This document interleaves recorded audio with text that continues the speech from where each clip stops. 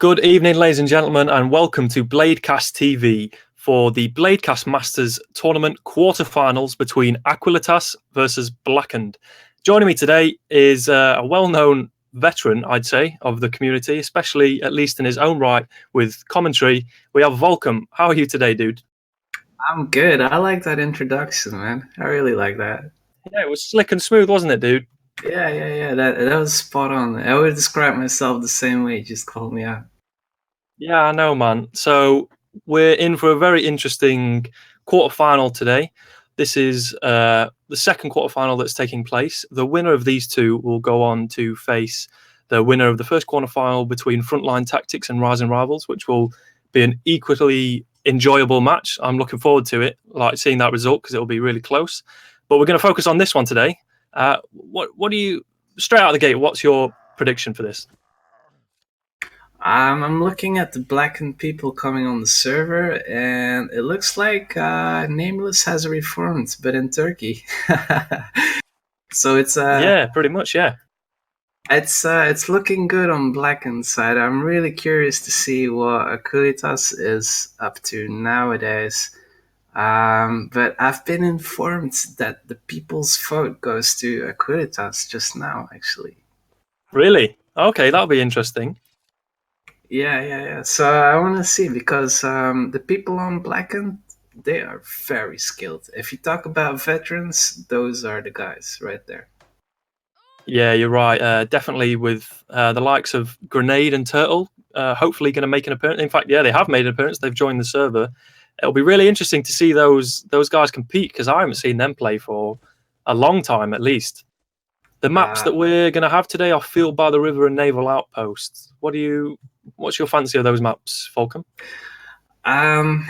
It's all about the middle. If you're in the middle, you kind of have a good ground, but if you have the flag, you also have good ground. I don't know. I can't really say. For me, it's been ups and downs. It's all about really early calls within the team.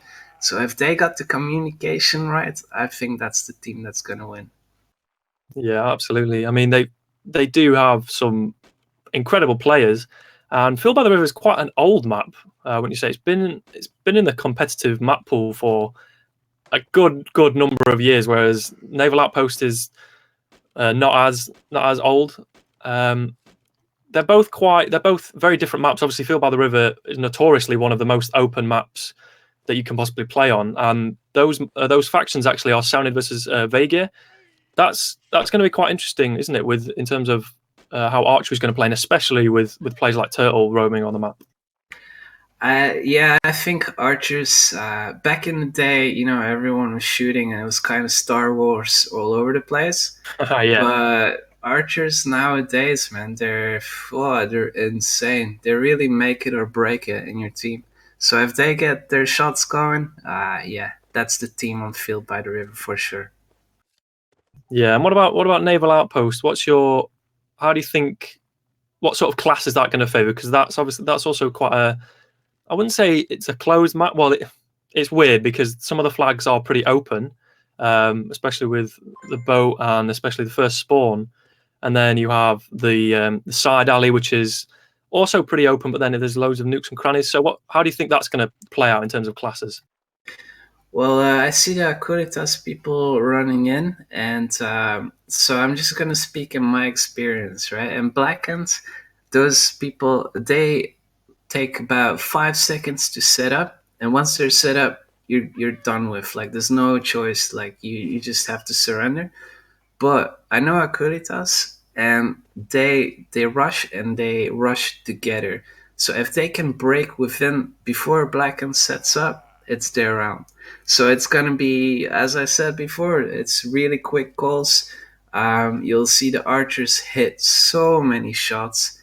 It can go any direction, even on Naval Outpost. I really can't tell you. Yeah, I agree. It is one of those ones that's just in the air at the moment, especially with these players and these teams. So Volk, thankfully you're pretty new to this tournament setup. So hopefully we'll have a few viewers that are unsure of it as well. So it gives me a chance to sort of explain it. How we've normally had it before, as you'll more than remember, Volk, we've had like a ladder or a group stage where teams progress in that instance with fixtures. I like This that. this tournament is quite different though. We have 2 divisions, and both divisions have 2 groups each, and so in those groups you have 5 teams, and they have 4 fixtures each that they can play any time they want. So there's no set deadline. Well, there is a deadline in terms of how all 4 matches, but you don't have to do one by each week. You can do all 4 in 1 week if you really wanted to. How does a division get chosen? Is it like good teams and then like newer teams, or how does that work? Yeah, so for this one, the seeding was just done completely randomly. What we do have, though, is we do have 4 invited teams. One of the invited team for this one is. Hold on, I'm not actually too sure which one is the invited team. That's really embarrassing on my part. So embarrassing, man. I can't I know. believe it right now. How could I? How could I? I'm face palming. You won't believe it. It's Blackened. Sorry, guys. I had an absolute brain fart moment there. It's Blackened that's been invited, because both teams are just so good. I couldn't quite decide. Yeah, that's amazing. Like, what does invite count as? Is it a new formed team, or what is an invite? An invite, basically, we have 4 invited teams that could bypass the stages of the divisions. Sorry, I'm being corrected here. It was Aequalitas that got invited. The viewers know way more than I do. I wasn't too sure which one was invited, because both these teams have really, really good players. Turns out that it was Aequalitas that got invited, not Blackened. I do apologise, guys. Anyway, these invited teams, they go straight to the quarterfinals, because they've got players that have won more tournaments. They've got a lot more experience. So the tournament administration, in collaboration with Tail Worlds, decided that those teams would go straight to the quarterfinal. I like that of Tailwheels. They look at the community, they see them grow, they kind of recognize certain people, and for me, it only sounds fair. Whereas other people will probably hold back and say like, why do they not have to play? But it gives opportunity to rising teams to get closer to the final and then really, really meet with the veterans. So I really like this setup, Victor.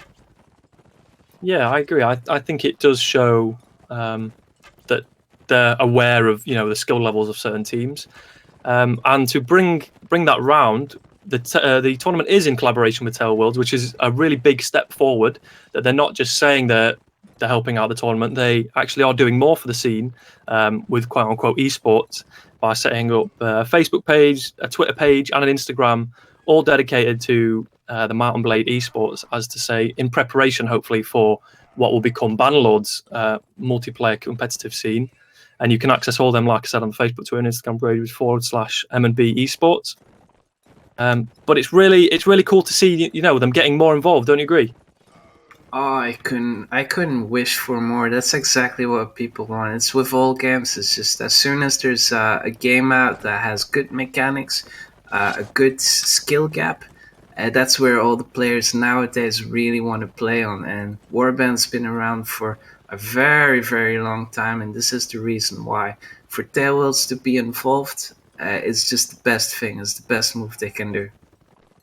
Yeah, I agree, and it's nice to see that, as they have done before, they've dedicated servers, and again for this tournament, they're dedicating 5 tournament servers, which is really cool. But they're also dedicating 20 copies of Bannerlord to first and second place. How do you fare about that, Vulcan? Does that make you want to kind of join the tournament? I have a big grin on my face. If I join the tournament, I'm going for last place at this point. But I mean, giving away gifts like that, really sponsoring and getting people excited to join, they're right on. I think Telworlds is doing everything correctly. They're doing it textbook. Yeah, I agree. It's good to just get this involved, and hopefully that collaboration with the community will continue into the next game, if and when it ever appears. But as well as that, they're dedicating 10 Tail Worlds t-shirts and posters to first place. I mean, I don't know about you, but I just can't wait to, if I ever participated and won, I wouldn't be able to wait to play around in my Tail World t-shirt. But I mean, that's Statistic- just absolutely amazing. Statistically, if you join like 100 tournaments, I think you could win one, Victor. I Oh, really maybe. believe that. Thank you very much. That faith really helps me. No problem, and that's why I'm here. I'm here to back you up. Cheers, dude. And as well as that, there's loads of tournament servers being provided, by the way, Volk, because there's even more in the form of Cheshire Cats Clan. They're providing 3 servers. Lord Metzger's also providing 3 servers, as well as Oasis Hosting, who are also providing 3 servers. So, like we said in our last stream, there's no lack of servers. The teams can't really complain now. I mean, obviously there has been 1 or 2, unfortunate errors in terms of resetting servers and things like that. But there's plenty more that they can join. You know what I mean? Yeah, seriously, big thank you to the sponsors giving us service to play on. It's not the biggest game in the world, so it really means a lot to us. So thanks for the sponsors. Yeah, absolutely. All right, that's the thanks and sponsors out the way. We're gonna hopefully get to the teams. They're looking pretty much ready to me. I think they might be. I think we're waiting on 1 or 2 administrative side of things, but apart from that, we're looking almost ready to go. All the names looking good. But I think pretty much now, Volk. I think it's a good time to get the map intro going. All right, let's do it.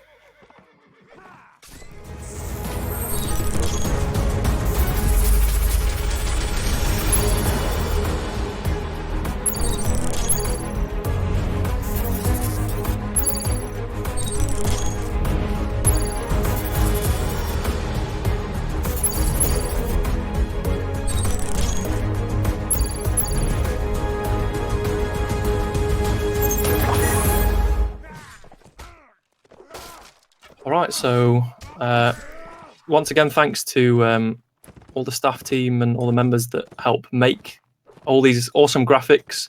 The likes of Ross and our cameraman and production dude today is Deafening.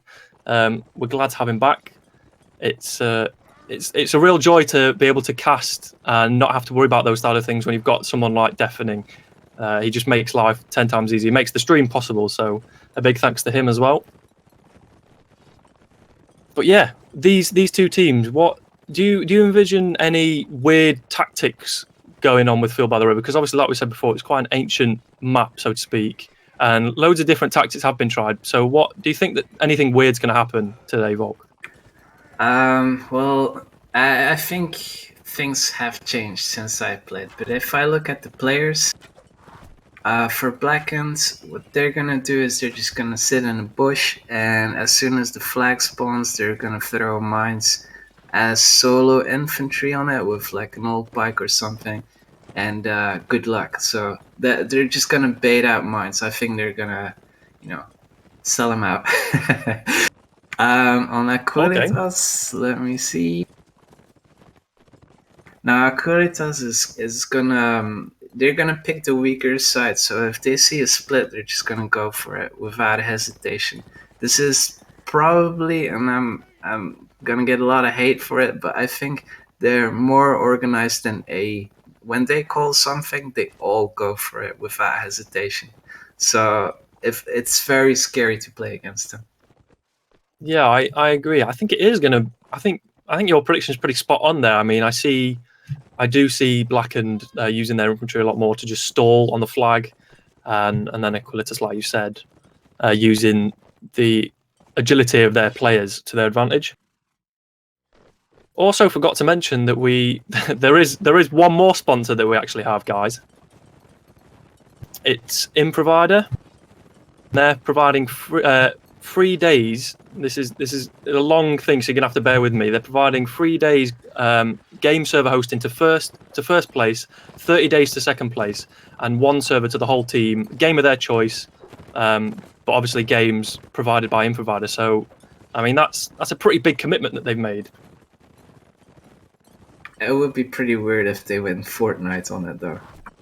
I mean, yeah, but I mean that's a big deal. Like servers, especially on big games, like you said, do cost a little bit of money.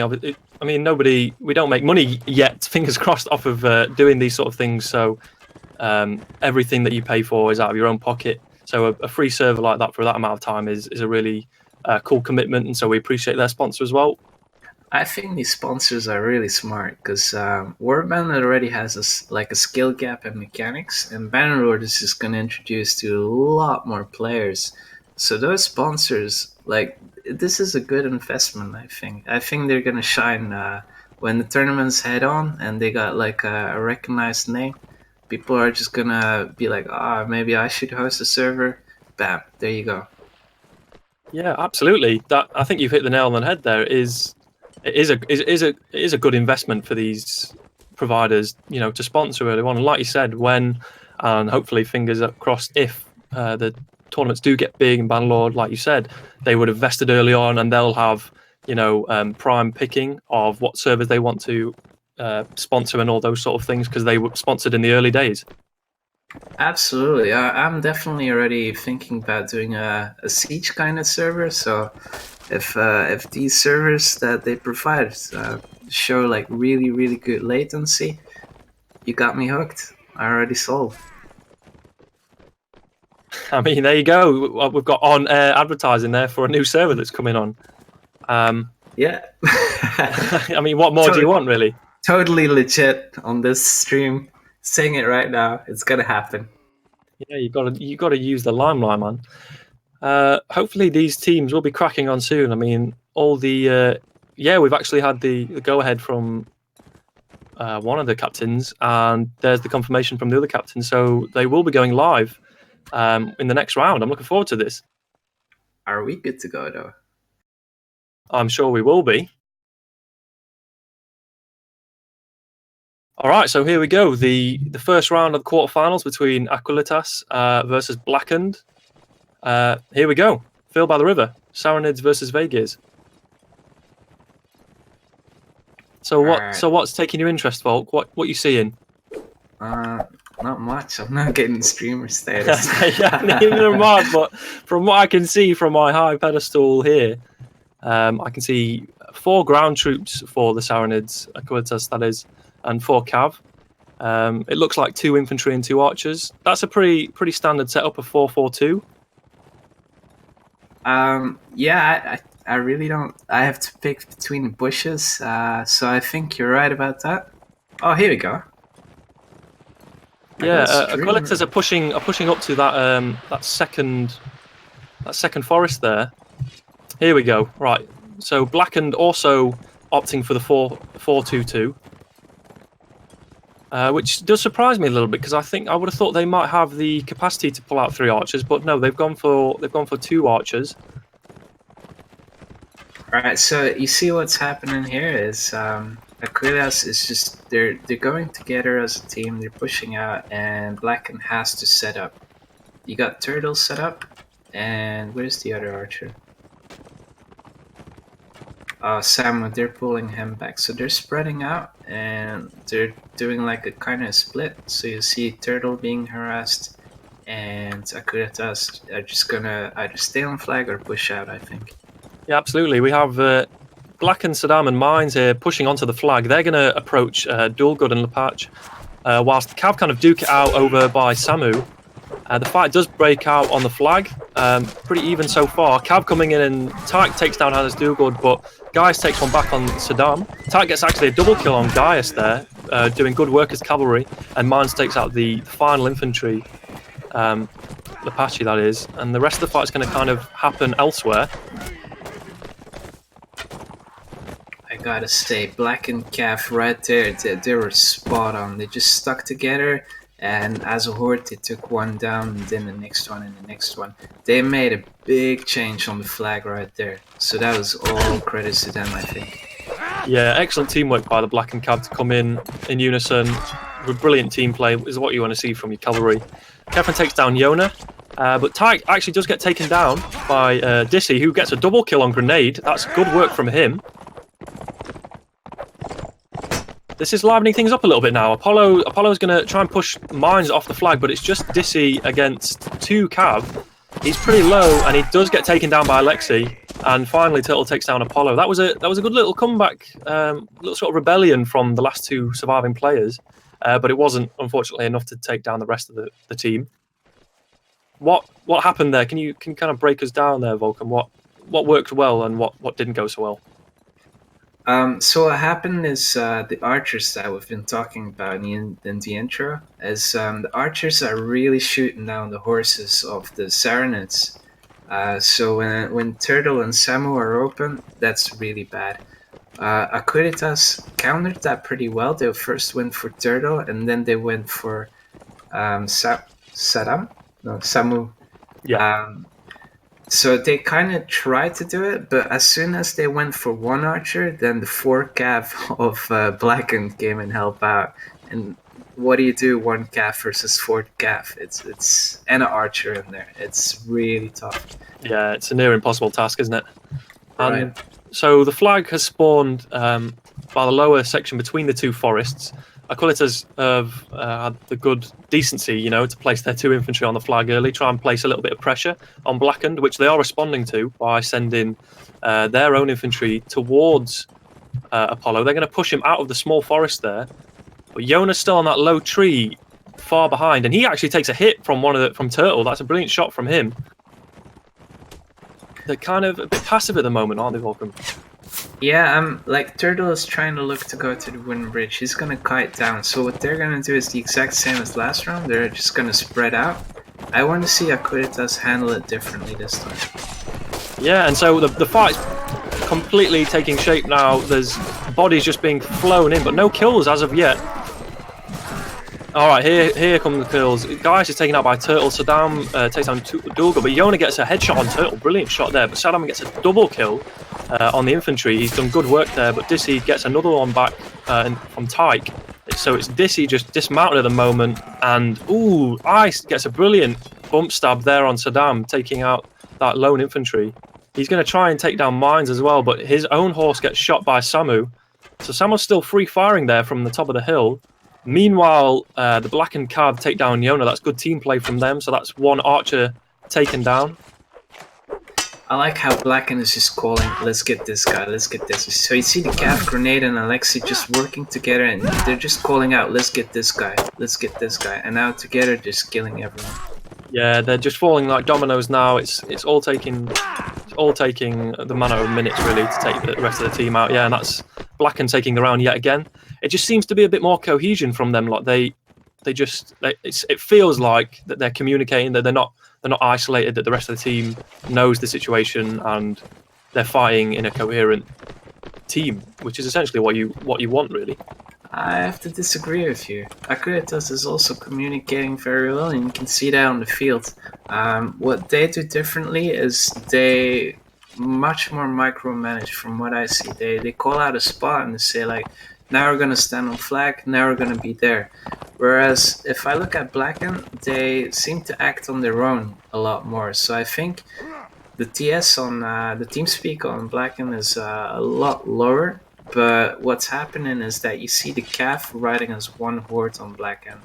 So if the archers on the Vagar side and the Cav on the Vagar side, on the Sarranid side, can get Blackened horses down, like dismounted, I think that's the game winner right there. So that should be, in my opinion, their strat for this flag. All right, let's see if they adhere to that.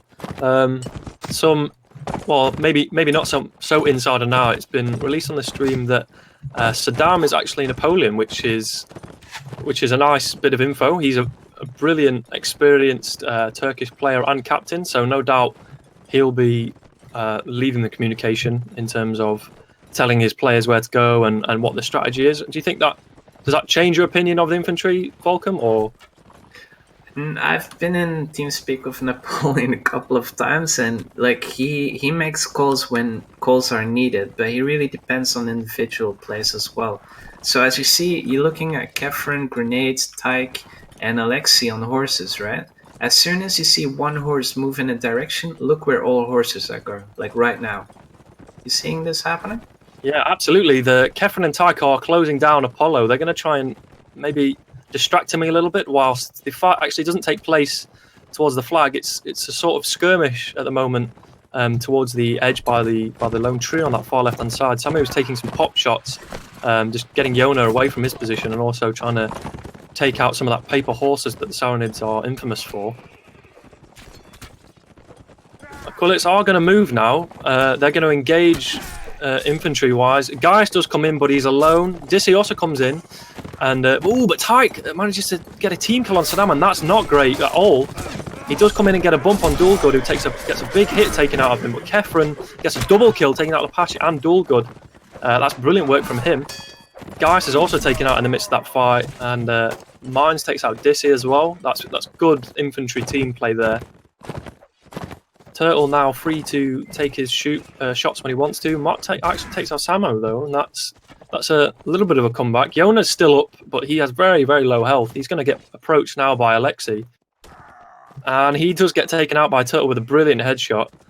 And so it's just Ice and Mott remaining, and no longer Mott. It's now nobody as Tyke and Mines clean up there. That was a quick first set. It is first to 3, so that'll see Blackened take it as a whitewash, so to speak, in terms of rounds. Did that go the way you expected? Not at all. No. I thought it was going to be way more contesting. Aequalitas is truly... they're in the open, they need to change a little bit. They're going for the flag each round, and it wasn't working. I really hope they do it differently as Vegas.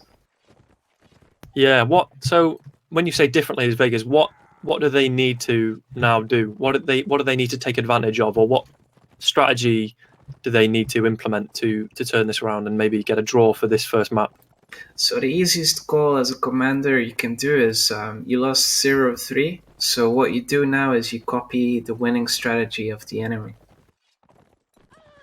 That's okay. So you want the same sort of setup. You want 4-2-2. Yeah, exactly. I want to see Aequalitas just doing the same, having the archers in the same spot. So they're going to have to play a split, which is not in their style, really. But if they want to win it, I think that's the one. They just have to let the flag be taken by the Sarranids. And hopefully, Yona is really good at long shots, so hopefully he gets a lot of dismounts before the fight starts. Yeah, I agree. He's been having a little bit of trouble with Turtle though. He just seems to get pinned down a little bit by Turtle and doesn't manage to make the most of his effective skill as an archer. Do you think that's going to worry him again for this one now as a Vega archer? Have you ever played against Turtle? I have, and it won't. In my mind, it won't make a difference. But no. What do you think? What do you think Yona needs to do to kind of get that off of his chest, and just forget about it? You can't. For me, Turtle is easily one of the best archers, easily, if not the. And so, if I was in his situation, is find cover and shoot on the area you can, and just make sure that Turtle is not within your sight. So there you have it, folks. That's how you avoid one of the top archers in the scene. You basically keep your head down. You find a wall. Yeah. You find a rock, you find a tree, you find a wall. Anything that keeps you out of sight. So is dueling with him out of the question? Is that just a futile attempt? No, you can't win against Turtle in duels, man. You just can't. Many have tried, a lot have fallen. All right, though. So Turtle is the danger man at the moment, but also Blackened's cavalry teamwork and cohesion seem to be very difficult for Aequalitas to cope with last round. Do you think that they're going to have the same effectiveness with the Sarranid Cav? Obviously, because their horses are a lot weaker now. It's the Cav is very underrated, I think. Everyone knows Grenade. Grenade is he's proven himself many times. He's just the guy that you let go. And every time I was looking, the Cav of the Blackened team, they were always behind Grenade. So I think Grenade is the initiator. Nonetheless, though, Alexei, not a very known Cav, but he is top tier for sure. Tyke is, or Tike, depending how you say it. He's the guy that you don't want to dismount. He's actually he's won a couple of duel tournaments and everything. So when he goes dismounted, you're even in a worse position. It's really tough. It's really tough to play against him. Yeah, he's one of those, as many players are nowadays, one of those versatile players that can play equally high level play in a multitude of classes. So yeah, you're right. You just dismount him and he just becomes another infantry you have to deal with. It's not so easy. Nah, you really don't want to deal with Tyke, especially his go two handed then or like a spear. Ooh wee, you're gonna have a bad time. Absolutely. The round is about to start. They've had a re-not live, so this next one hopefully will be live. We are having we're having loads of feedback on the stream chat, which is always nice. Nothing too mean. You'll be glad to know. But yeah, everyone's more than welcome to get in touch with any format that you want to. We have Twitch, obviously you're here already. You have a Discord. We have our Steam page, YouTube, and Twitter. All are at BladeCast.tv. So send us your thoughts and what you think of the game and the esports scene and the potential it has, or if you want to be a pessimist, or as you might think of yourself as a realist, then tell us all the bad things and the no hope that we have for the future. But we're here to have fun, and here's the next set of this quarter final between Aequalitas versus Blackened.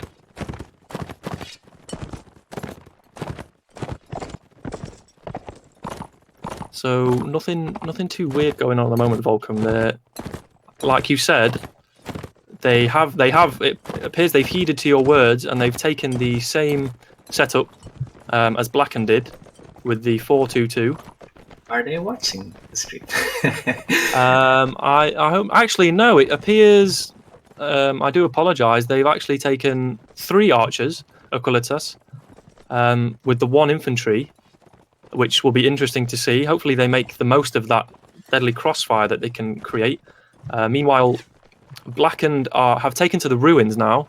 They've stuck with their 4-2-2 format. Obviously, it worked for them before. They have no reason to think that it wouldn't work again.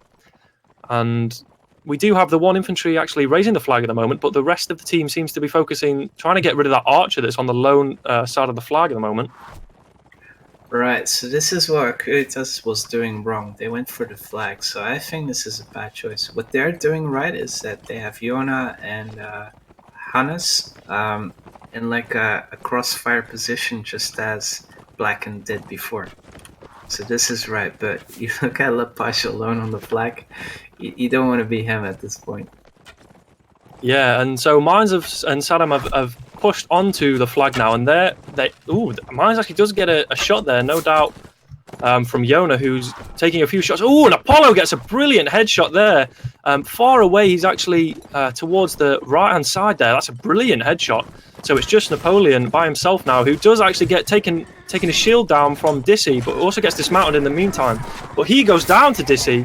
Alex also takes down Tyke, so it looks like Aequalitas are taking the advantage here at the moment.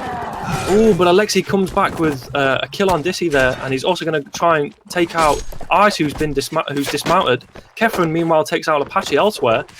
The fact that it's duking out at the moment between Guys and Kefren, but Dualgood gets a team kill on Ice, and that's not good. He's not going to be happy about that at all.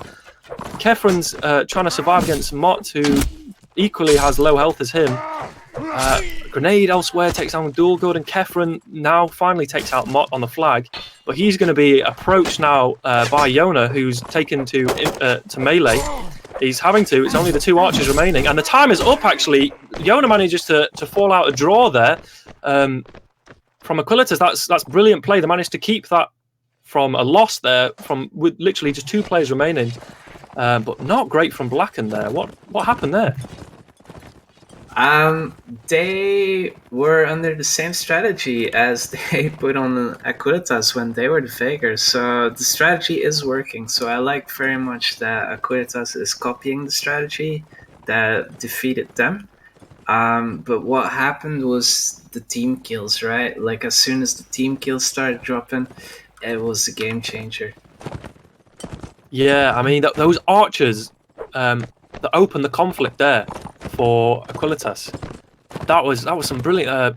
Apollo managed to get an awesome headshot early on, which brought 1v1 infantry, but then everything just seemed to go pear-shaped from there. We had cavalry dismounting and getting dismounted. We had lack of care for shields. It just seemed a bit of a throw there for Aequalitas. Do you agree? I was paying attention to the archers, and what was happening was the archers on the Aequalitas were moving up as they should, because they were like outnumbering Blackened like big time. But what Turtle did, he went and stood in the open, and both archers focused Turtle, missing every single shot. So you're losing 2 archers on 1 person, and because Turtle took all the heat, that really, I mean, that was a super smart play on him. So the switch around was off flag was tremendous from him. Yeah, absolutely. And now the fight is cracked down off the flag now. Mines has approached Apache and he's managed to take him down. But Cav is just being thrown in for Aequalitas, and it seems to be working. Ice gets a kill on Mines whilst Yona manages to pick off Kefren, so that's 1 Cav down, as well as an infantry.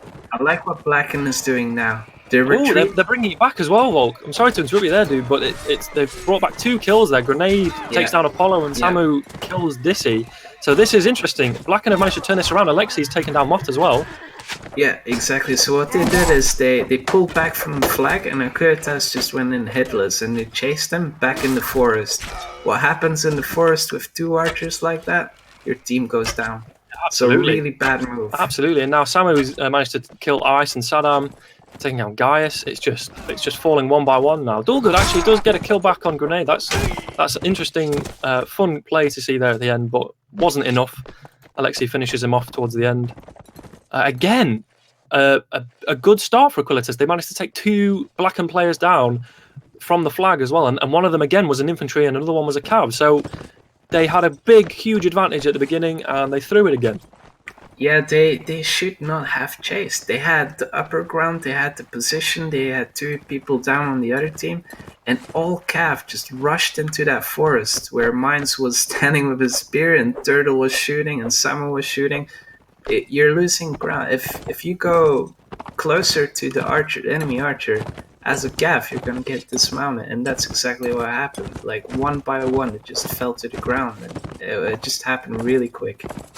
Yeah, like some people mentioning in the chat there, the tactics from Blackened just seem to be a tier above that of Aequalitas. Aequalitas are managing to get the early kills, but then they're not taking advantage of it, and Blackened just turned that around with some good focusing on the right players. And if someone in Aequalitas is watching the stream, get off the flag. Don't do it.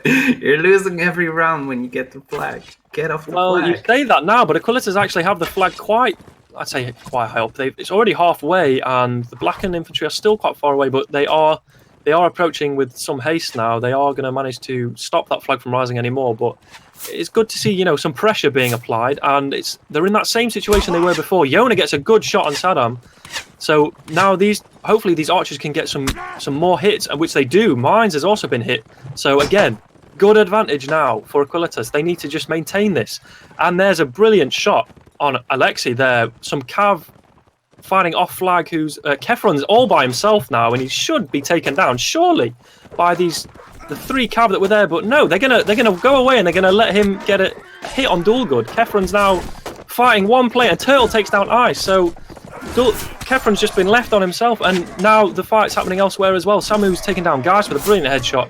Kefren takes down Dulgood as well, so he managed to survive for a long time, and Napoleon takes down Dissy as well, so there's not a lot of players left. Mines is duking it out with Motho, but he's gonna probably get he's probably going to win that engagement now as another player comes. Actually, no, he does manage to take down Mines there. He's still fighting with Grenade. But Yona's coming in as well. He's gone to melee, and Kefren's also forced Apollo to melee. And Saddam takes down Yona with ease there. Grenade also taking down Mott. It's just Apollo left. Kefren's an avid, very skilled player, so hopefully he will survive this engagement and save the money. But as I say that, he dies, so I'm sorry, Kefren, I might have jinxed that there. And Saddam taking down Apollo eventually. Yeah, again, Aequalitas had a big advantage there. They took off a big shed of health there from the infantry, so again, they had to maybe get one hit from their own infantry, and that would have been them taken out. They had Kefren dismounted and by himself with 4 cav and an archer over here by that little lone rock on the left-hand side of that previously spawned flag, and they left him. They didn't kill him, which I can understand. Maybe there was a call out from the commander saying, "Hey, you've taken too long to kill him. You need to get elsewhere." But then Kefren just proceeded to take the attention away from their archer, who was in a really good position there. He then kills him, and then he moves on to Apollo again, taking out another archer. Like, they should have just killed him early on. What were they thinking? I mean, I have to agree with the chat right here when you said that the Blackened team is more tactical, strategical approaching. I think they have equal skill for sure. One-on-one, close combat, all infantry, anything can happen. But look at this, for example, right? This is when they spread out. Look at the CAF, what the Sarranid is doing, right? So they're going to bail out as soon as they get one, and then they're going to retreat all the way to the other side, I think. As you say, and actually Dissy gets taken... sorry, my bad. Kefren gets taken out by Dissy. That's an early cav kill, which they're going to take down, and Mott takes down Mars. Again, we see another advantage for Aequalitas. Are they going to make the most of it? It appears not, because Turtle and Samu both get headshots on Gaius and Dissy, so there's the advantage gone already, and also Grenade taking out the patch, so it's now in favour of Blackened. Apollo and Yona still up and fighting, but Dulgud is by himself at the moment. He's being hassled by Alexei and Tyke without a shield, and Dulgud actually manages to shade off Alexei with a chamber there with his hands, which is really impressive. Tyke's meanwhile taking out Ice, and again they're just being harassed, aren't they? There's nothing. Aequalitas just can't do it. They can't seem to compete. I want to let the streamers see, like, look where the players are. Mafia's all the way there. Apollo's all the way there. look how spread they are. Yeah, speaking of Apollo, he does manage to take out Turtle, though, and that's a good advantage. And a double kill, actually, for Apollo, taking out Alexei. So, like you said, he is far away, but he's doing damage. He also takes down Tyke's horse and gets a triple kill on Tyke. That is brilliant play from Apollo now. Are they going to make the most of this? Can they bring it back? But apparently not, because he manages to team kill Mott. He obviously doesn't want the rest of the team to get kills. He wants it all for himself. He's going to try and take down Napoleon, but I don't think he's going to have much luck against an experienced infantry player. Meanwhile, Yona and Dulgud have all been brought into melee, but Yona does actually manage to take Grenade out, actually, so that's a really big advantage. It'll open up one of the archers, hopefully. He actually gets a double kill on Napoleon, but he also gets a team kill on Dulgud. They just don't want to let other players get kills. He does get a triple kill on the form of a headshot on Samu. Brilliant play from the archers. They were saved by their archers there, Aequalitas. Apollo and Yona doing massive, massive work towards the end of that round, really saving it, and they're getting a round back as well. Absolutely. I expected the other thing. I thought they were completely spread out. I saw the CAF of Blackened once again teaming up and just picking one by one. But Apollo... Damn, god damn, that was pretty good. Yeah, what happens is when you're in the heat of a fight like that, and you know you're this much down, as an archer, you're not aiming as tight. Like you're pretty much shaking with your mouse, and all you're doing is clicking as fast as you can. So you want more arrows to fly than actually aim good. And you could see like sometimes team kills happen because of that. Yeah, I mean, at least they won it. Again, with style, there seems to be a reoccurring theme. Archers who want to get a triple kill. We saw in our last stream, Attila managed to get a double team kill at the same time getting a triple kill on the enemy. It just seems to be, like you say, they're that nervous that they're just aiming for whatever head or body they can see, regardless of whose team they're on. Anything that's moving, you just keep clicking. You have 30 arrows, you want to use them. Absolutely. Aequalitas is actually doing something standard. They are sending players on the flag, but Blackened are doing something pretty different. They're sending their infantry along this wall here, and they're gonna try and push that archer, Dulgud and Yona. They're gonna have to be forced off of that little hill there. Brilliant strategy there from Blackened. They're also sending their cav up there. So Yona, Apollo, and Dulgud. Pretty much, there's no crossfire going on there. It's just the three of them. Alexei and Grenade are also going to keep Apollo busy. Meanwhile, a little fight broke out on the riverbank there, and Tyke managed to get a kill on Gaius, which was a brilliant play from him. Samu has taken quite a big hit from Dulgud or from one of the cavalry that engaged him earlier. But he's also in a dangerous position there from that riverbank. He's going to force Dulgood out of his position from Tyke. Brilliant tactics here from Blackened, I must say. And the fight's also going to take place now between the infantry. Mott getting a brilliant spear stab there on Blackened, and he does manage to rear Tyke, but he gets killed from that lance. Tyke taking down Mott, and Alexei also taking down Apollo, so that's one really important archer player down. But Yona actually managed to get one back from Kefron, and Apache gets a double kill. Quickly bounce back there from, but Samu also gets Dulgood down, and Grenade managed to take down Jonas. That's another archer down. This is getting really interesting. Ice also manages to take down Samu, so we have a dismounted Grenade and Apache just by himself. He gets a big stab in, but then Apache gets taken down by Grenade. Brilliant play there. It's really back and forth. But Tyke also takes down Ice. It's just Dissy by himself now. And that fight just seemed to be all over. And actually, he actually managed to get a draw again. Wow. From the brink, Dissy managed to survive against 4 players.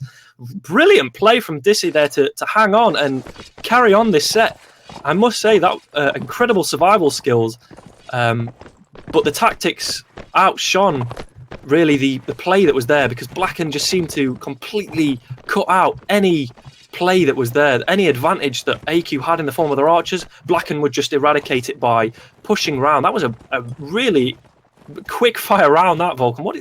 Can you explain to me some of the things that happened there, dude? Right, so you saw that they all went up the castle, right? So Aequalitas, at first, they all backing down, and they thought, like, let's go to the river so their calf can harass me. But then I think they realized we're getting the lower ground, and you're having Turtle up there, and we're losing position. So the calf on Aequalitas, they just rushed that forest, and that's exactly what saved them. It's Dizzy and the other calf that rushed the forest, killed everyone in the forest, and then went to the flag. If they had not done that and just backed out, they would have given position. And what I said earlier is, when Blackened is in position, it's game over. You can't do anything about it. So really good decision there by Aequalitas. It looked like Blackened had it, but that quick decision, sometimes it saves the round, as you saw. Yeah, it was just so much action happening in that last round. But meanwhile, the flag has spawned here by the riverbank, but Dulgood was actually getting harassed there by Tyke. He's taking a big chunk of health from. I actually gets a brilliant jump bub stab on Dulgood, and he takes him out. Even though Ice was there to try and help, it didn't appear to do anything. Meanwhile, Alexi's been dismounted, but he's probably going to make his way over to the flag now. Apollo over there by the field, he's also trying to get some shots off, but Turtle's also doing some damage there. It's a bit passive now. The infantry are engaging, and here comes the Aequalitas Cav, getting nothing done there. They're just roaming around at the moment, and actually Geist gets reared up there. Saddam on really low health, but he's managed to survive. Actually, as I say that, Apache takes him out with a brilliant spear. Yona is also still shooting. Apache actually gets a double kill, but Tyke brings it back with Yona. Apollo also getting a headshot on Samu, and Moth also taking down Grenade. Another infantry taken down there. Kefren gets a double kill on Gaius now, so that's all infantry taken out for Aequalitas. Actually, no, Moth's still up, might I say, but triple kill for Kefren. And actually a double kill for Mott as well, who gets a kill on Turtle, taking out their archer, and Tyke as well. Ice, meanwhile, elsewhere has taken out Kefren, so that's his kill streak ended. And AQ have actually managed to take this round. Brilliantly done. It seemed that Aequalitas just managed to outlive there, and they brilliantly managed to bring this set back to a 2-2 draw, with some heroism there from Dissy in that last round to manage to keep it as a draw, as well as the first round as well, it also was a draw, but inconsequential at this point. Wow, that was massive play there. And Apache doing huge work. I really got to give it to the infantry, but also Apollo. He got 3 kills. He neutralized Turtle very early, so that was a big threat on the cavalry of Aequalitas. And once the threat, like that archer threat, is gone, Blackened has to go individual skills, so they all charge the forest. And this time, Aequalitas came out as the better player, the better team. Absolutely, that was, again, I thought Blackened were going to win that one because their team just seemed to all condense onto the fight at the same time. But Aequalitas managed to live that one out. And as View's rightly pointing out, this is now the 7th round of this set.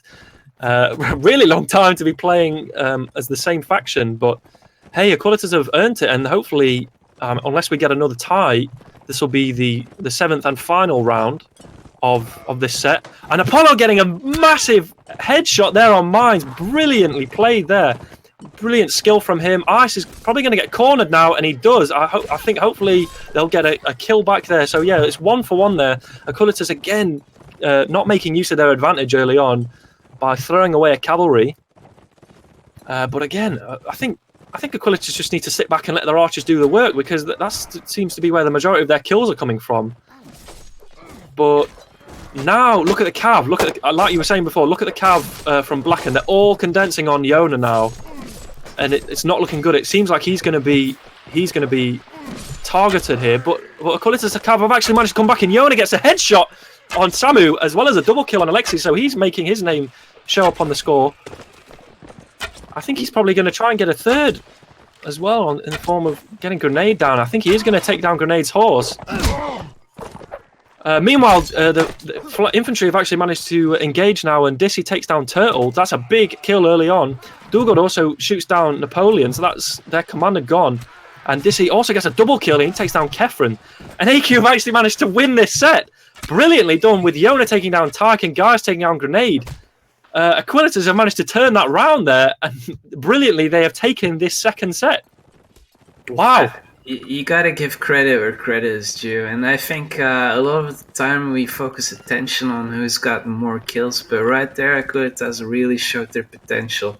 It wasn't just the archers, they helped tremendously, but if I was focusing more on the infantry that time, and Moffy and Gaius and Lapache, oh boy, they survived so much, outnumbered, like a lot of things been thrown at them, and it just created a lot of opportunity on the field for the Cav and the archers on their side to shoot and attack them. So really, I mean, that's where the credit is due. I think it was the infantry in the last few rounds. Absolutely, they just seem to buck their ideas up, and they actually managed to turn that around from being 2-0 down. Some incredible survival skills on the flag to get draws there. And from 7 rounds, we actually managed to see Aequalitas take that last one 3-2.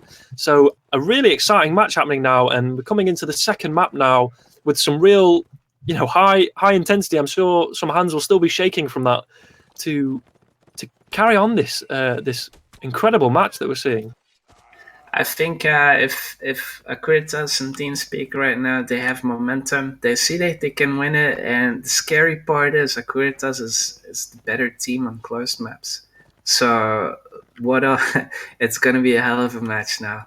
Absolutely. Yeah, so Aequalitas will be on the high, I should say, from that incredible victory that they managed to turn around.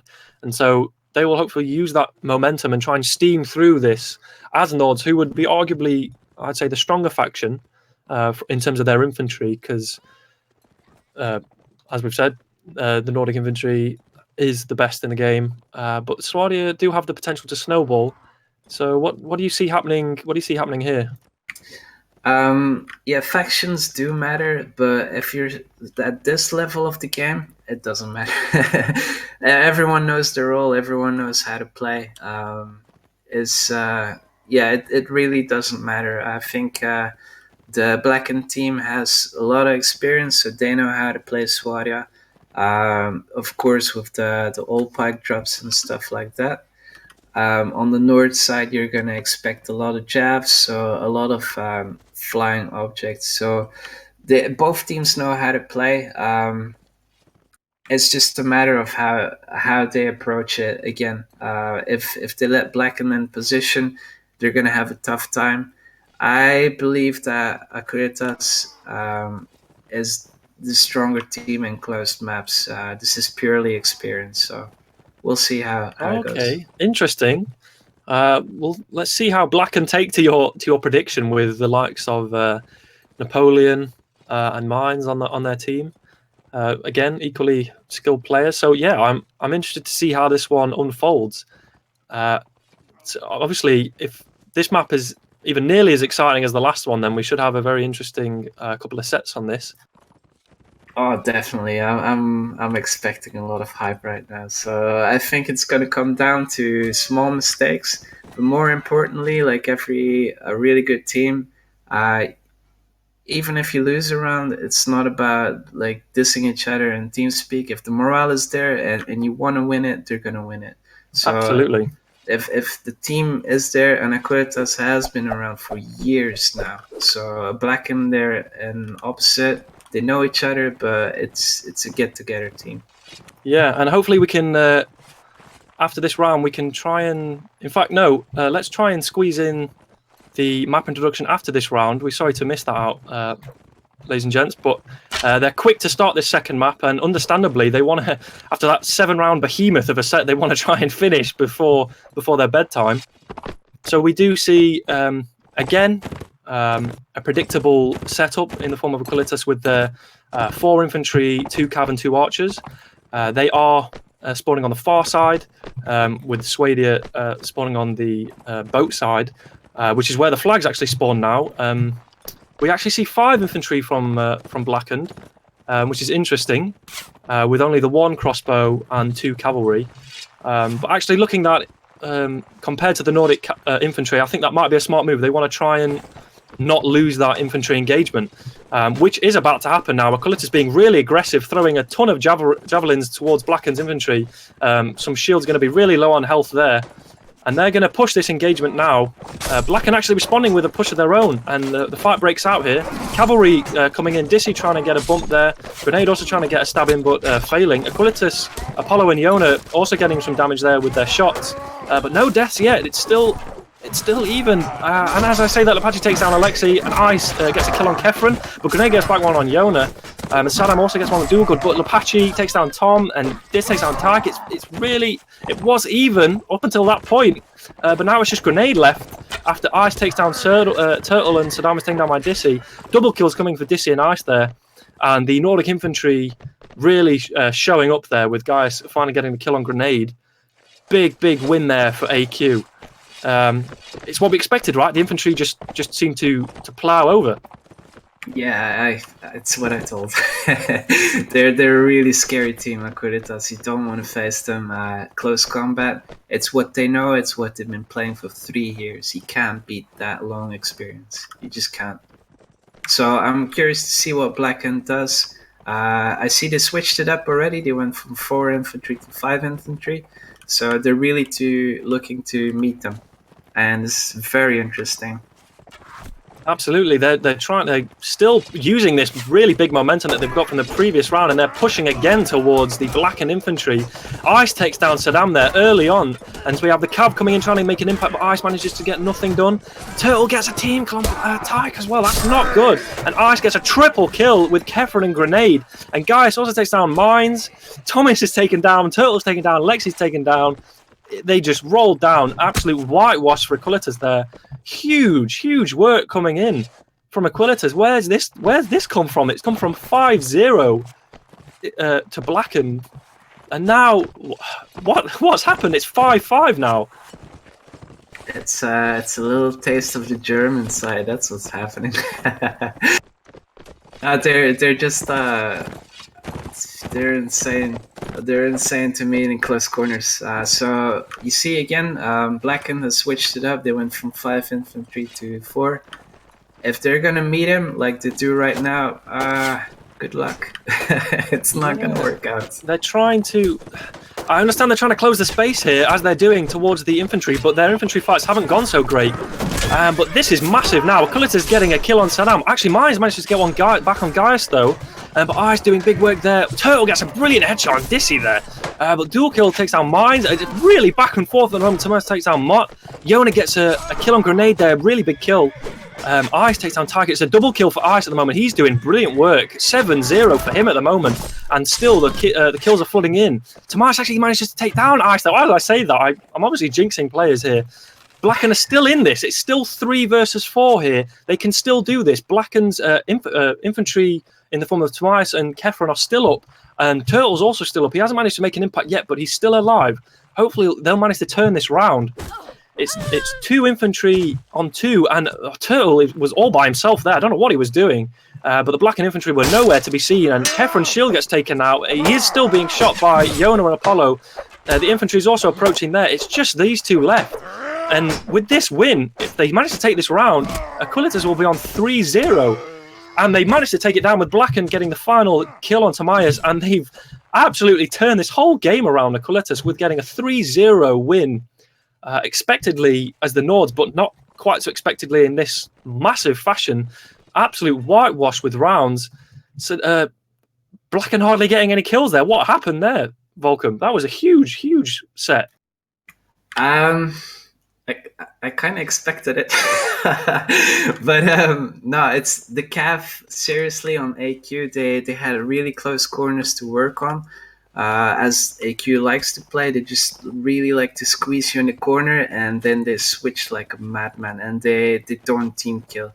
They always, if they hit correctly, and they really wait for the opportunity. I see a lot of teams when they play infantry, they just try to get the most damage output as you can, so that means as a lot of swings as you can. But these guys, they really, if they're not hitting the body, they're not swinging. So they're really always looking for opportunity. They know each other. They know when they switch around with somebody, that guy has his back, so they don't need to look behind them. And as you can see, the couple of rounds that they had, it takes a long time, but as soon as the first guy drops, it's about 10 seconds and your whole team goes down. So a very scary team to play against on closed corners. With that said, the score is closing in, so that's super exciting. Yeah, absolutely. It's now 6-5 in favor of Aequalitas. But yeah, that's been absolutely turned around. Really, I'd say unexpectedly, but it's just the fashion in which it's been done has just absolutely blown my mind. To get those 2 draws, to draw it out to 7 rounds in that set on Field by the River still made me go up in amazement. But now Aequalitas have just absolutely whitewashed that last set with a 3-0 win, and now they're gonna push forward even more. Hopefully now we have a little interval now to maybe get this map intro. I mean, obviously you've already been introduced to the map, but we can now see it officially.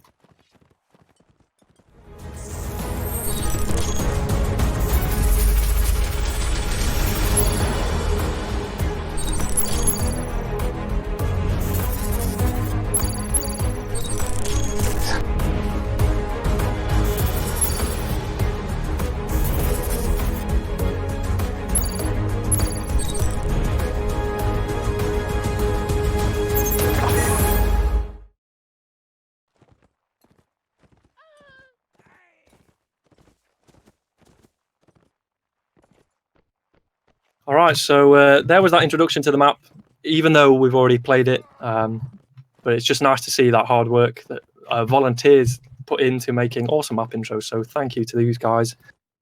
But now, yeah, we're in this final set. It's all or nothing now. This set makes or breaks it.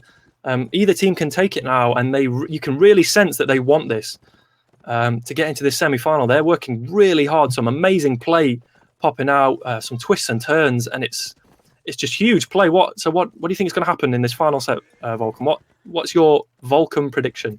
Well, it's always good to have a Volcom prediction.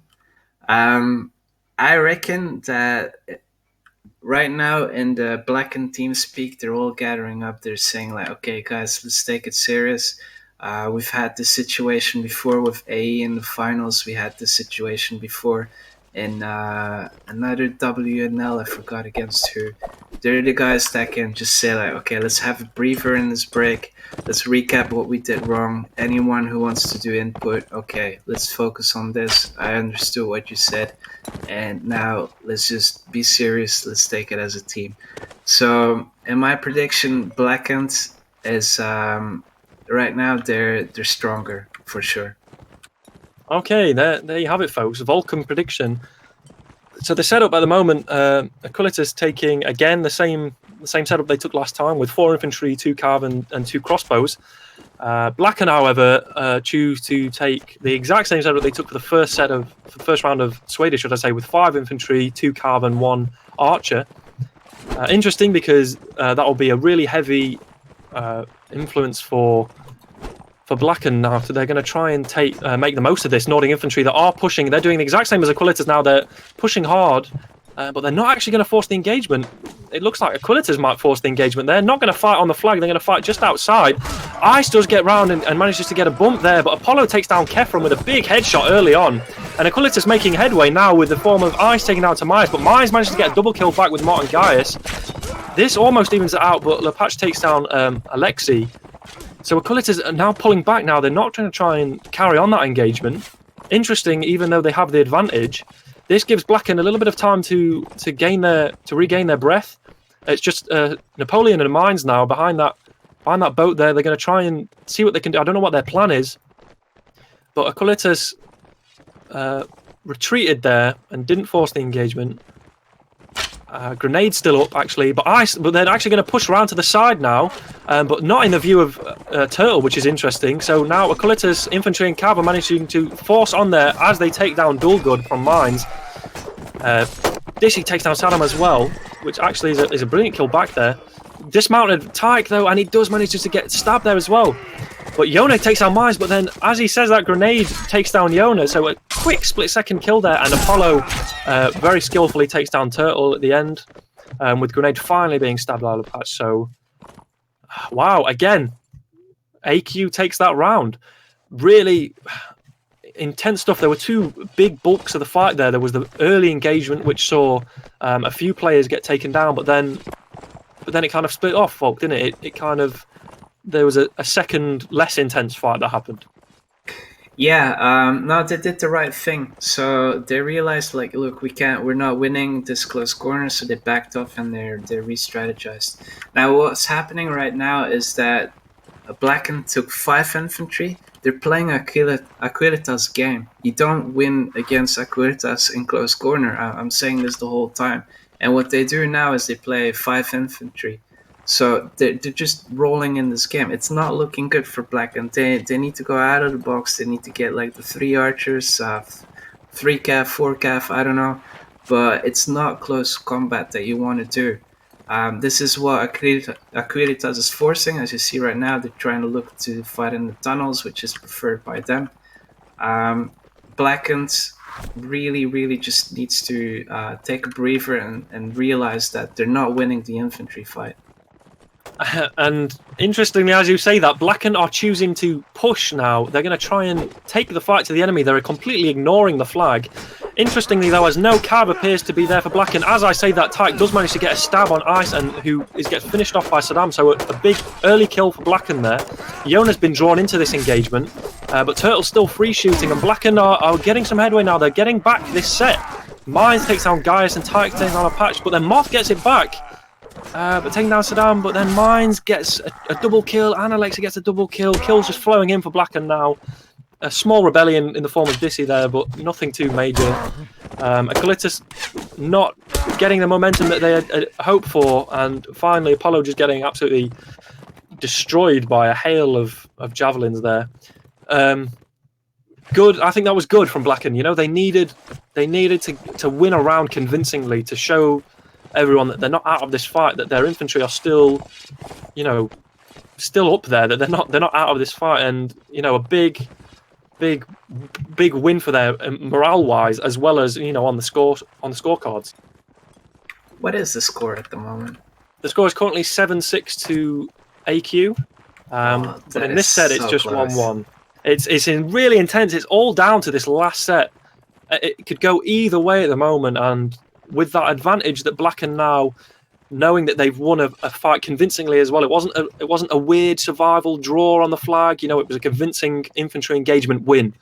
Really solid from them. They seem to catch Aequalitas by surprise now, and they hope to do it again as they try and intercept them as they go towards the tunnels. Yona's going to get back there and carry on fighting the tunnels, but the infantry are going to engage now, and all the armor from Blackened now is just absolutely tearing down Blackened. All 4 infantry going down, including Yona. But Ash just try and get one back on Kefren, but it's just too little too late, as Saddam and Alexei also take down players. Grenade taking down, it's just pickings for the whole team. It's whoever can get there first. Apollo, yet again, is the last player alive, and he's going to get harassed now by the remaining team. And again, Aequalitas just weren't ready for that engagement. Blackened making the most of this now. They're seeing the advantage that they can push, and they're making the most of it. And I think the armor of Blackened's infantry is going to be too much now. They're doing one thing different. I thought they weren't going to win infantry fights, but I looked a bit closer. What they do is Cav don't help on infantry fights. Cav go and kill a Yona and a Pola. That's what they're doing right now, and it's working. So absolutely, it's really amazing that Blackened has spotted that. I won't say weakness, but the opportunity, and they're gonna do it again. So probably they're gonna rush, and I really want people to have a close look at Apollo and Yona, and then at Blackened's Cav. You'll see that is their strat, and it just works for them at the moment. If AQ can get Cavs down before it happens, or really remotely do some damage first, then I think they have the upper hand on this flag. Let's see how that goes out. Now, as I was saying before, Blackened have a lot of armor there, so it's going to be really difficult for the Aequalitas infantry to make any sort of dent in the infantry line. But Aequalitas, seeing the ways of the error of their ways, should I say, from before, and they've gone round from their spawn actually, and they're going to push onto the flag, which is an interesting tactical take on what they're doing. And actually, an early shot getting on from Tamias there. I think that was a headshot there. Brilliant shot, I imagine, from Apollo. But he's going to get shut down by Tark, who's coming in behind. And Ice gets an early kill on Blackened now. The engagement's happening in this little corner, and it's going to be all down to the infantry. We have bumps coming in, stabs. Doolgood takes down Tamias, and Mott also takes down Matt. So Aequalitas actually getting the advantage big early on. Grenade trying to get a double kill, trying to keep some hope alive in the form of Blackened, but it's just not enough as Mott takes down Grenade. A small glitter of hope there, but it wasn't enough. And Blackened now, wow. Aequalitas bringing it back to 2-2. Oh wow, my heart's beating. I'm excited just to be watching this. That was insane from Aequalitas to manage to overcome that huge armor disadvantage that they had in terms of infantry. They realised that they made a mistake in those first rounds by getting caught off guard, and they did the same to Blackened, and they went round the side. They negated the advantage that they had, and brilliant play from players there. They managed to, even in a close corner now, and it's going to be a close corner engagement. Blackened forcing the fight onto Aequalitas, and we're going to see what happens now. Aequalitas Cav and Blackened Cav all coming in. Blackened and Ice comes in now. They're trying to get some bumps, but get reared up. Tamias takes down a patch, but Apollo gets a brilliant headshot on Tyke there early on. Yona takes down Kefren, and Mize takes down Yona, so he's been taken out of the fight. He was too close to that. Ice has managed to get a kill back on Grenade, and this is really back and forth. Oh no, and a terrible team kill at the worst time possible on Ice. And Blackened are bringing this back now. They take down Doolgood, really low health, and Mize takes down Mott. Its infantry are just crumbling away. Dissy's taken down, and Apollo's going to be all by himself. He does get a kill back on Mines, though. Tamias gets a double kill, but Aequalitas are still fighting. It's just guys against 3 players, but I don't think he's going to have enough steam left. It looks like Blackened are going to win this set and bring it to an 8-8 game, which they have done, and it's the tiebreaker. Wow, they have to take it to Winterberg. That was incredibly tense for that last fight. Wow, okay, so for the first time, I believe, we're going to see Winterberg come out. It's going to be the same factions. Honestly, I'm not familiar with the rules exactly. I'm not sure if it's just one set that they play, because, I mean, I wasn't expecting Winterberg or that at all. Can you try and put some words into that last set and that last round, Volcom? I really can't. Usually I have my strategic approach and I can describe it, but that last one was just what happened. It just flew all over the place. Everyone was throwing their axes, buttering up their butter knives, and it happened. And I'm speechless as well. It's amazing to see how close this skill gap is. I hope that everyone still has their concentration. I hope that everyone is excited, because I sure am. Yeah, I mean, I'm excited watching this. My heart's beating. I can't imagine what the players must be going through. Wow, like you said. I don't think tactics really had nothing to do with that last round. They just piled everyone into the fight, and they were just like, guys, we've just got to win this. And each player fought his heart out. I saw incredible play from loads of players. Mines was a standout there. He was surviving and getting hits on everyone all over the place. We had archers doing some incredible work, getting loads of shots off. The Cav, I'm not too sure because I saw a few bumps, but then it was mainly infantry really that got loads of kills. So it's going to be insanely interesting to see what happens now on Winterberg, because obviously it's a symmetrical map. I believe they're going to use the same factions. Yeah, they are. So faction imbalance isn't going to be a factor in who wins this. It's all down to tactics and skill level now. Yeah, absolutely. What you want to do is, even if you lose the first round, you just got to look what do they have on their team. That is very, very important that someone takes note of that. If one team has a crossbow more or an infantry less or a calf more, I don't know, you take note of it and then you realize, did we win or did we lose? And based upon that, you need to switch every single round. So it's not only hectic because we are in Winterberg, it's very hectic because every round before you spawn, you just need to tell the drops, you need to tell what the team is going to do. And this Winterberg is an absolute nightmare for the commander. So it could be that they just both rush each other, or it could be that they play smart and play slow. We'll see. Yeah, absolutely. And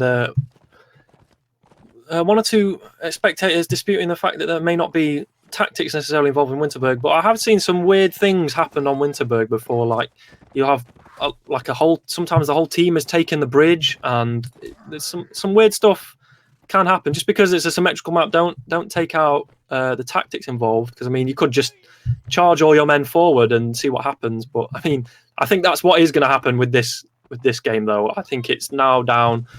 There's no prep for this map. They hope to win it on those two maps, so now they're just going to have to play what they're used to, and it's all going to come down to reflexes and muscle memory and just pure skill at the moment.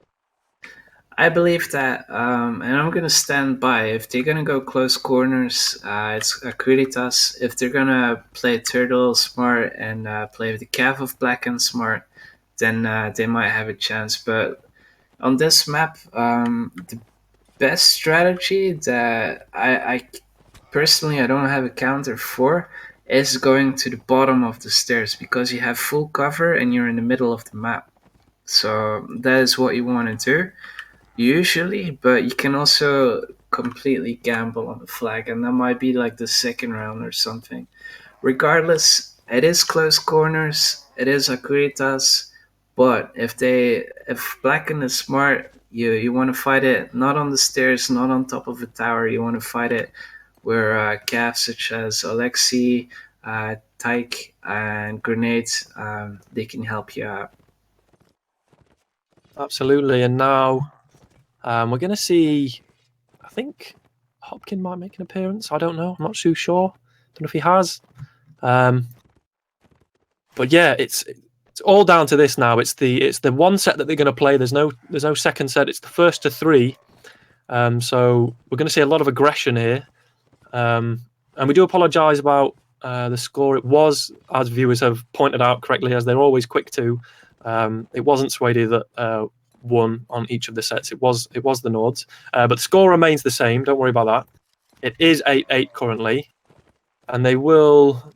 There is I think a bigger break now actually to Winterberg than there was between the two maps to begin with. I think they're just trying to calm down and regain their composure, because this is an insanely intense match right now. I don't think anyone foresaw it happening this way. So going to be some nerves to calm down, some heads to cool, and just regain their composure. I'm sure Napoleon is going to have a word or two to say. As is Aequalitas, whoever's commanding them. There's obviously several players that can be doing so. Can we have a poll in chat? Just saying, I want to hear people's opinion. What are their thoughts? Is it going to be Aequalitas or is it going to be Blackened?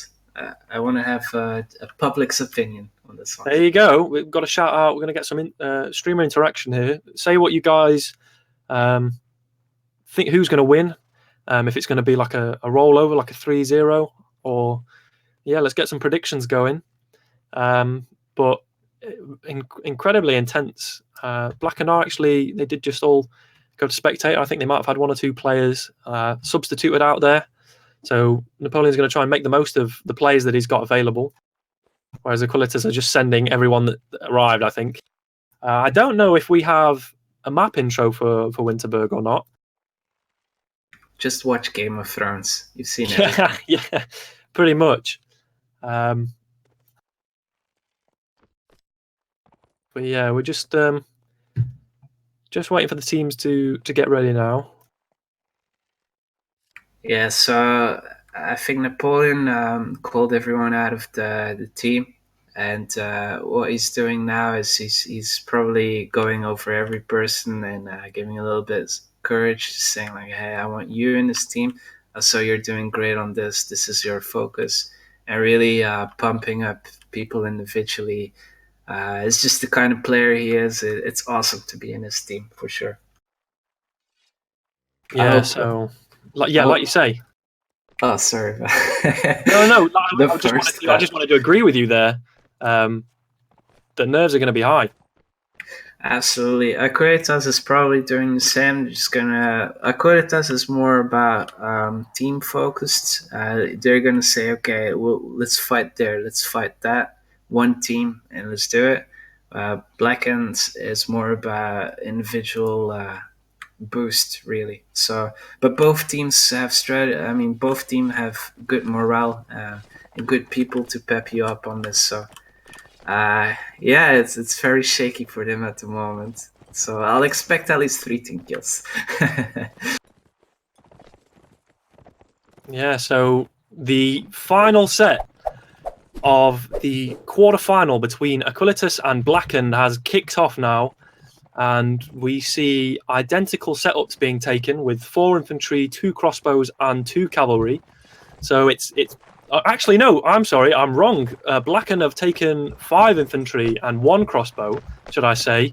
So they will have the infantry advantage there, but Aequalitas will have Yona and Apollo doing that slow rate of fire with their crossbows. So we're going to see what advantage happens there. Turtle has pushed up, and Watley gets an early kill on grenade there.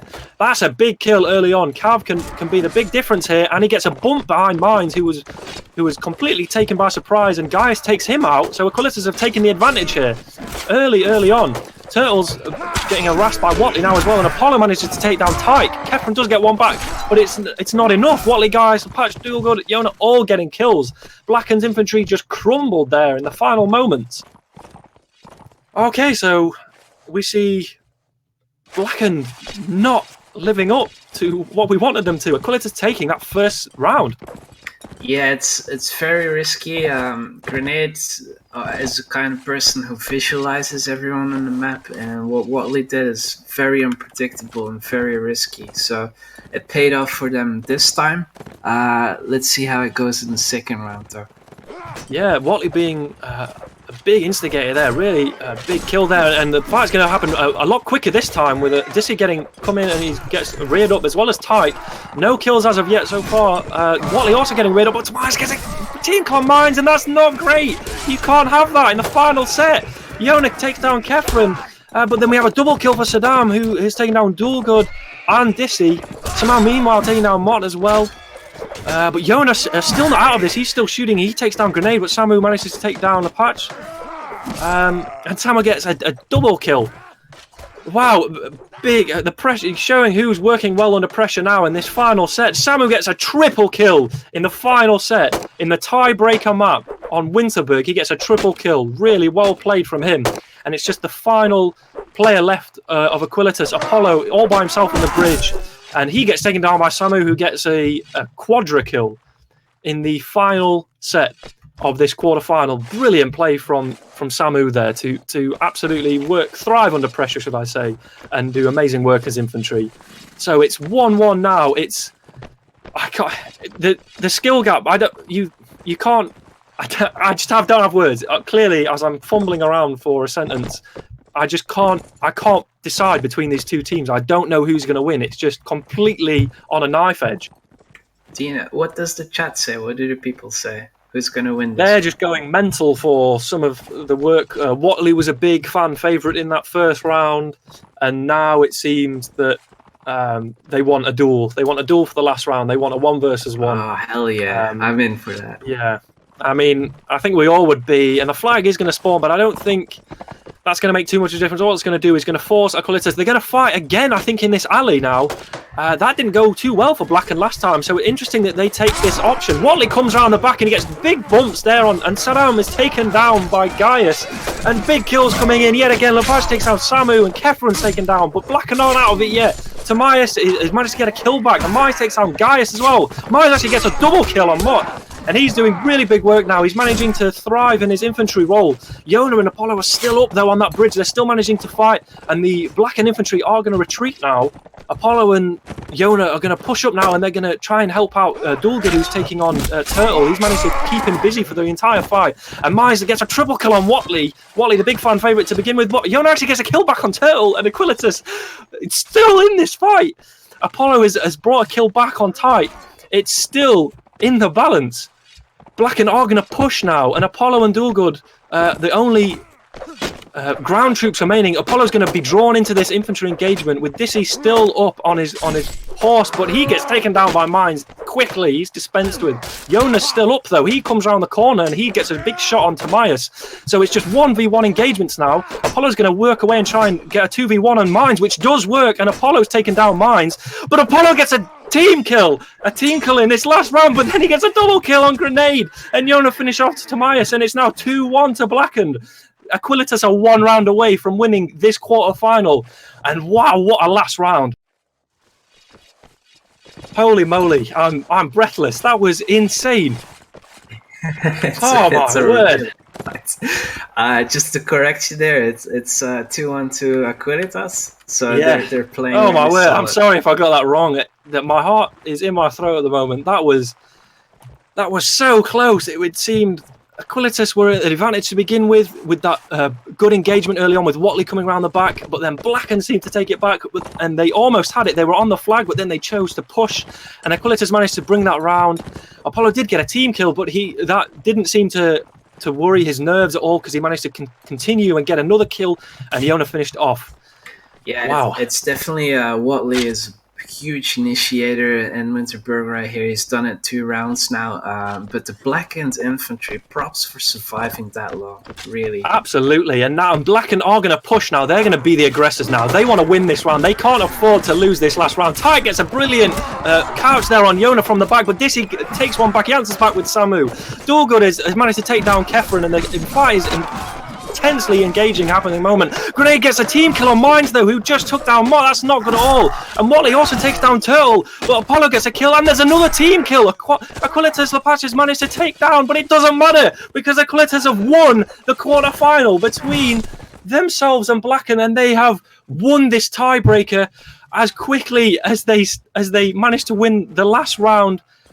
They managed to take this last round in this Winterberg tiebreaker, and Blackened have left it instantly. They are not GGing at all. They are upset, and rightly so. It was in their grasp. It was so close.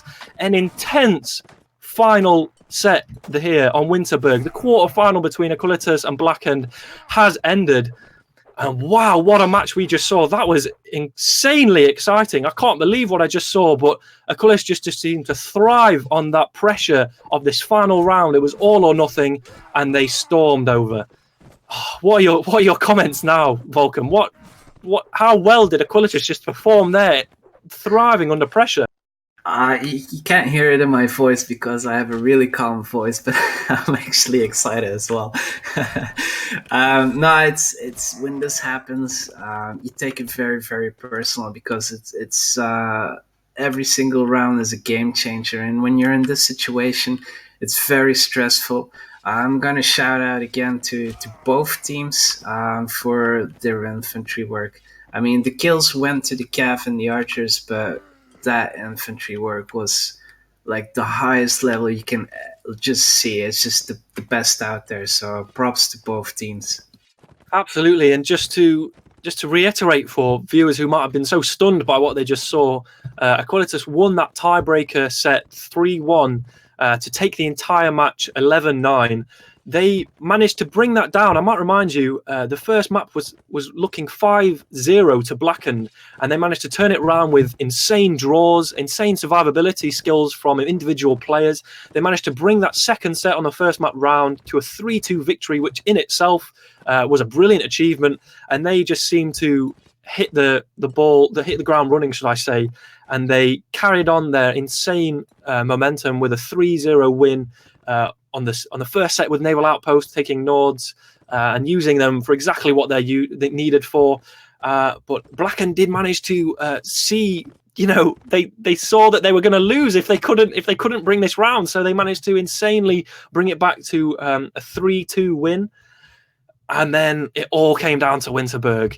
It was the first round went to Aequalitas. We thought, wow, their infantry just stormed over in that final alley. But then Blackened brought it back. They were not out of it yet. We had an unbelievable final set on our rounds. But Aequalitas just seemed to not be phased by that one round that they lost in the final set. And they managed to win it with a 3-1 victory. An insane quarterfinal here, a brilliant matchup. A lot of upset players, I might say, but rightly so. They worked hard to get that victory, Blackened, but it wasn't meant to be.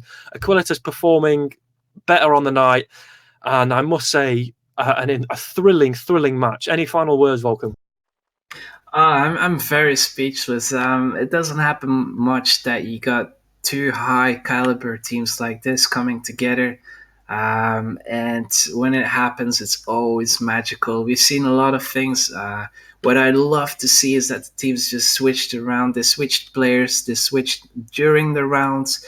The tactics changed up. It was, I'm speechless. It was just very, very high quality what we saw.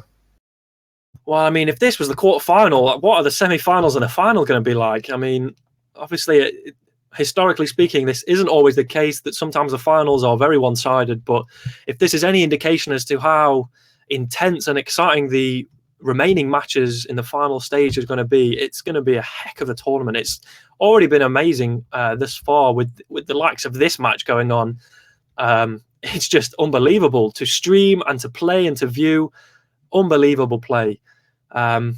But we do have to bring it to a wrap, I'm afraid. It's been a very long stream with I think it might even be a record 7 rounds for that second set. We just want to finally thank our partners and our collaborators, Tellworld, who provided 20 copies of Bannerlord to first and second place, their 10 Tellworlds t-shirts and posters to first place, as well as their 5 tournament servers. Very grateful to them. Cheshire's Cats Clan with 3 servers, Lord Metzger with 3 servers, Oasis Hosting with 3 servers, as well as our new sponsors, should I say, Inprovider. They providing 63 days game server hosting to first place, 30 days to second place, and 1 server to the whole team, game of their choice, as long as the game is provided by them. And then finally, any shout outs, Volkan? I had a couple of people ask me to shout out, so I'm just gonna feel free, man. Say the names. Shingen is one of them. I want to give to Lilat as well. He's a fun guy. And to Chris, just a shout out to him as well. But mainly the sponsors and the people still playing this game is absolutely what it's about. People in the competition, even if your team didn't pass, even if you got knocked out in the first round, it's very, very fun that there's still activity, and it's just that's what it's all about. So shout out to all the people playing. Yeah, I think that's an excellent shout out, because at the end of the day, without the player base, there are no tournaments, there are no matches to be hyped about. So a big thanks to all the teams involved, like you said. We just want to give a shout out to the referees and the administration of this tournament. Without those guys giving up their free time, games like this wouldn't be possible, or at least clean games without cheating wouldn't be possible. So a big thanks to them. Big thanks to our production man, Deafening. A lot of work goes into that. Loads of things that you just don't see or hear. Any problems that might arise in the middle of the stream, he has to deal with quickly under no pressure, almost as much pressure as these teams in the final set. So a big thanks to him. And And then finally, big thanks to you, Volcom. Thanks for joining me on the stream. It was an insane match. I'm glad that I could stream it with you and share the hype with you, dude. It's been a real pleasure, as always. As always, it is. Thanks for having me. Not a problem. And thanks to our viewers. I think we had a record 100 viewers towards that end. So a brilliant thanks to you guys. Do remember to get in touch on Facebook, Twitter, and Instagram at M&B Esports. You can get involved in the quote-unquote esports scene we're trying to kick off, and try and get ready for Bannerlord if and when it arrives. Also get in touch on Discord, our Steam page, YouTube, and Twitter with BladeCast.tv. Finally, a big thanks to everyone. It was an awesome match, and we can't wait for the rest of it. So from myself and everyone at BladeCast, thank you and good night.